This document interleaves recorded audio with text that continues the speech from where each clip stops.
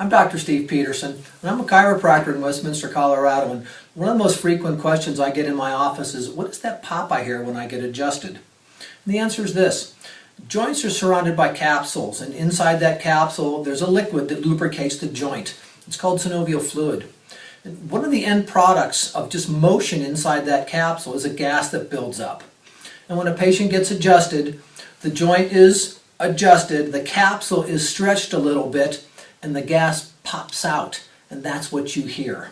It's nothing to be alarmed about, nothing to be worried about. It's no different than you walking down the stairs and your knees are popping. Or if you take your knuckles and you pop your knuckle, it's the exact same phenomenon. I'm Dr. Steve Peterson, and I look forward to seeing you at the next video. So if you enjoyed this video, we'd love to give you 10 more free videos. So go right now to pleasestopthepain.com.